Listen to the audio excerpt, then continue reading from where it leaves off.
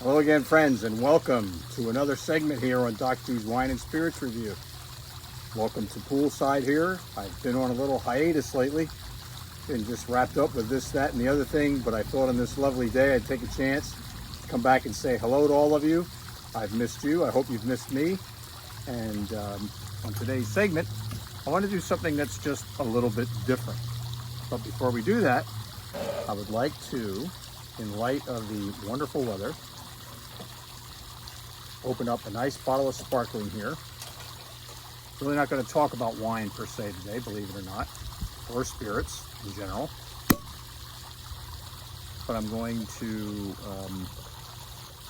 crack this open and share with you a little bit of some research about wine, excuse me, that I have been able to do thanks to some technology.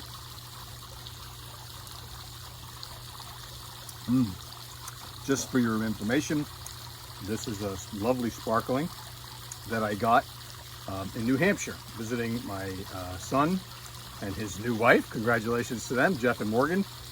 You see the glass, you see the bottle, both from New Hampshire.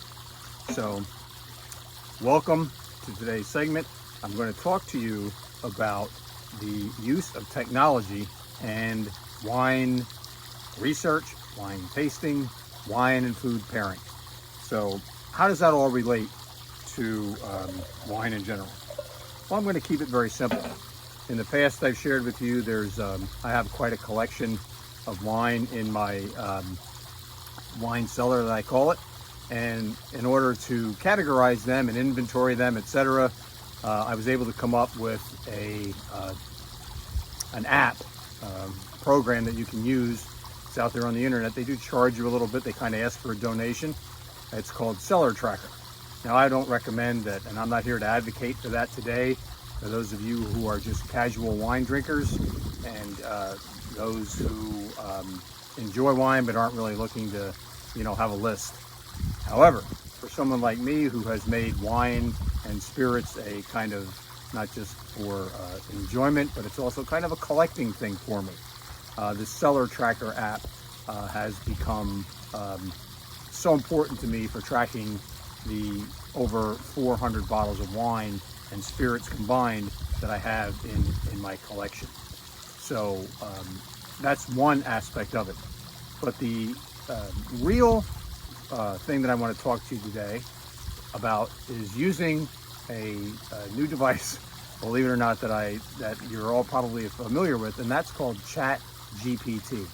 It's AI, it's artificial intelligence, and today we're going to talk about the intersection of artificial intelligence and wine, at least from the standpoint of Doc G and my collection.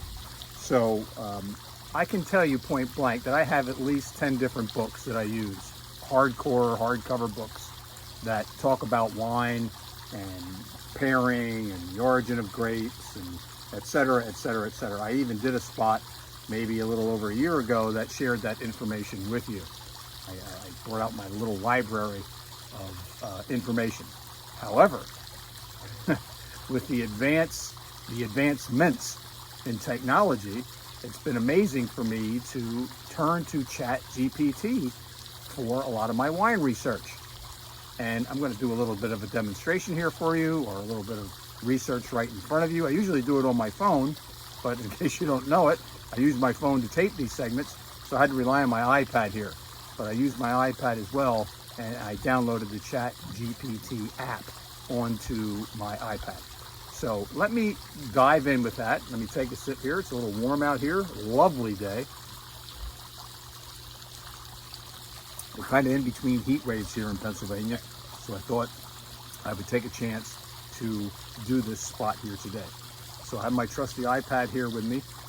And just before I started this segment, I actually downloaded the ChatGPT, and I'll post on my spot for you, in case you're interested. Maybe you already have it, but it's an excellent source for doing wine, food, and wine pairings. So I asked ChatGPT. You just type into it, you ask it a question. You don't even have to ask it a question. I just said wine pairing for a warm, sunny day. And the answer that I got, for a warm, sunny day, consider these wine pairings. 1, Sauvignon Blanc, and it explains why. 2, Rosé. 3, Chardonnay, 4, Prosecco, and 5, Riesling. And then it gives you backgrounds and reasons why. It ends by saying these wines are best served chilled to enhance their refreshing qualities. All. Not that you need artificial intelligence to tell you what a good wine is for a warm sunny day, because it could be just about any wine, maybe except for some reds, and you could even do that if you're so inclined. You know me, I don't eliminate anything for any reason. If you want to drink a red wine and sit there and sweat a day like today, you're welcome to do that. Now, what I'd like to do is share with you, I'm just going to put randomly in here a couple food and wine pairings. So for example, tonight my wife and I are going to enjoy some braised short rib ravioli that we had left over. They had actually been in the freezer, and it's just a warm day and we don't really feel like coming outside to grill.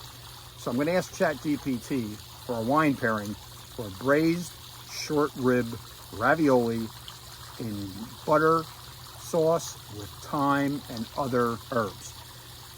So give me a second to do that. You can actually talk into this. I haven't really done that yet.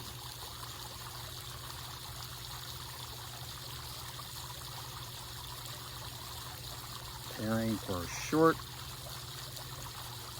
ribs, braised short rib ravioli in a thyme and butter sauce, because that's actually what they recommend for that. Boom, I hit it. And in this short time, I already have in front of me, it's loading up here now, 5 different wines that ChatGPT will recommend for you. I don't even pick up my books anymore to look for food and wine pairings. I just use ChatGPT. I've become very, very lazy. I used to pride myself with the books that I had on my shelf. We used to call it the Bible. Well, now my Bible for wine and food pairing is ChatGPT. I don't always need it, but I actually go for it. I look at ChatGPT to confirm what it is I might want to use. So in case you're wondering, for braised short rib ravioli with a thyme and butter sauce, ChatGPT says, consider these wine pairings. 1, a Pinot Noir, and it tells you why. Barbera, Merlot, Sangiovese, and Cabernet Sauvignon. And let me read just one of them for how ChatGPT justifies the pairing. With its medium body and bright acidity, Pinot Noir complements the richness of the short rib and the herbal notes of the thyme. Boom. What else do you need? So what I do is I ask it follow-up questions, and I will say, how about a white wine, in case you don't want a red? Sometimes you can do different foods. So how about a white? And in the short time that I just typed that in, I have 3, it's loading here, 3 recommendations for a white wine pairing. It's actually coming up with a 4th. So here they are while it loads. For a white wine pairing with braised short rib ravioli in a thyme and butter sauce, consider these options. Chardonnay, Viognier, White Rhone Blend, Pinot Gris, and it's even continuing here, Chenin Blanc. So this is going crazy here. And it tells you right here on your app, within 3 seconds, what you might want to use or the justification for the pairing. My recommendation is if you're out at a restaurant and you're getting a food and you're not really sure about the wine, have your phone right there. Hit ChatGPT and say you're ordering sea bass in an herbed risotto. Type it in and it'll tell you what to use it. I'm going to do that for you. Sea bass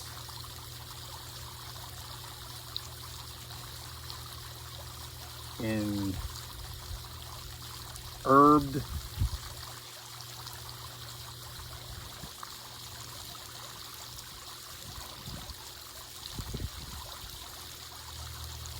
bear with me here. Herb, sometimes it won't give you the herbs, so herb risotto wine pairing. You don't even have to ask a question. ChatGPT gets it. Just apologize here, my typing skills are not very good. All right, sea bass and herb risotto. Here I go. I've already got, geez, gave me 5 wines that fast. You want to know one? Sauvignon Blanc, Chablis, Vermentino, Albarino and Gruner Veltliner. And it gives you the justification for why you would want to use that wine. You can't beat it. ChatGPT, it's free. You can get it on the internet. You just have to sign in, give them your email, give it a password, and it'll go across all of your devices. So it's artificial intelligence meets good wine and food pairing. I haven't even tried anything with spirits. It'll probably give you good cocktails. Let's try that. While we're sitting here before I put it away, I'm going to ask, how about a good tequila cocktail recommendation?